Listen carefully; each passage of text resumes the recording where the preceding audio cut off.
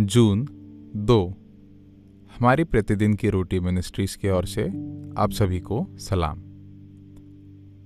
आज के वचन का शीर्षक है छेददार से पवित्रता तक।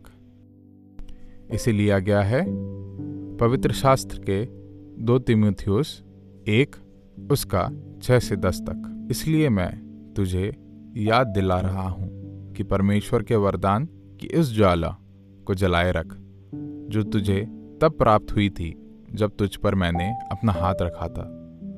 क्योंकि परमेश्वर ने हमें जो आत्मा दी है वह हमें कायर नहीं बनाती, बल्कि हमें प्रेम, संयम और शक्ति से भर देती है। इसलिए तू हमारे प्रभु या मेरी जो उसके लिए बंदी बना हुआ है, साक्षी देने से लजा मत, बल्कि तुझे परमेश्वर ने जो शक्ति दी है उससे सुसमाचार के लिए यातनाएं झेलने में मेरा साथ दे।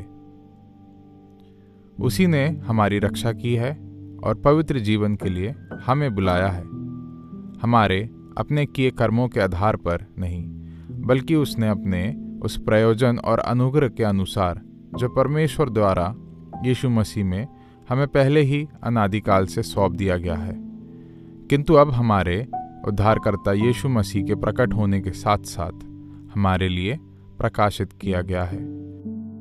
उसने मृत्यु का अंत कर दिया तथा जीवन और अमरता को सुसमाचार के द्वारा प्रकट किया है, जिसने हमारा उद्धार किया और पवित्र बुलाहट से बुलाया, और यह हमारे कामों के अनुसार नहीं पर उसके उद्देश्य में सनातन से हम पर हुआ है।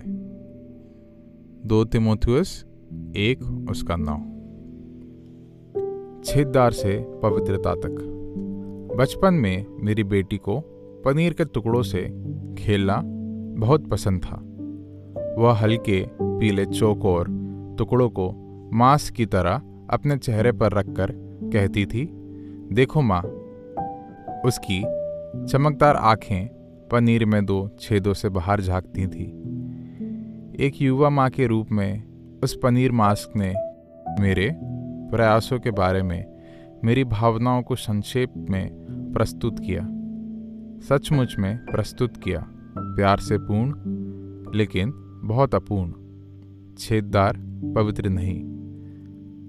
ओह, हम एक पवित्र जीवन जीने के लिए कितने ललायत रहते हैं। एक ऐसा जीवन जो परमेश्वर के लिए अलग किया गया और जो यीशु के समान होने की विशेषता रखता है, लेकिन दिन ब दिन पवित्रता पहुंच से बाहर महसूस हो रही है।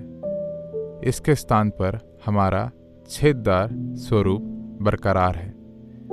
2 तीमुथियुस 1 उसका 6 और 7 में पौलुस अपने शिष्य तीमुथियुस को लिखते हुए उससे अपने पवित्र बुलाहट के अनुसार जीने का निवेदन करता है।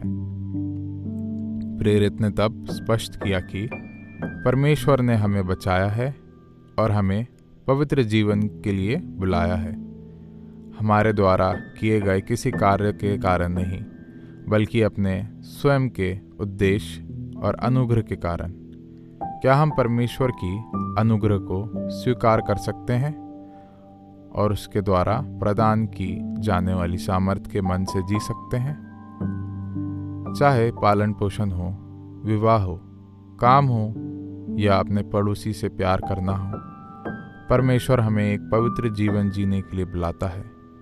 यह हमारे सिद्ध होने के प्रयासों के कारण नहीं, बल्कि उसके अनुग्रह के कारण संभव हुआ है। इसे लिखा गया है एलिसा मॉर्गन ने। आप व्यक्तिगत पवित्रता को किस प्रकार देखते हैं? आप किस तरह से परमेश्वर से उसकी सर्वव्यापी अनुग्रह की याद दिलाने के लिए कहेंगे जो आपके जीवन में उसकी पवित्रता लाती है? आइए हम प्रार्थना करें। प्रिय परमेश्वर, कृपया मुझे आपके अनुग्रह की ओर झुकने में सहायता करें, ना कि पवित्र जीवन जीने के मेरे प्रयासों की ओर। आमीन।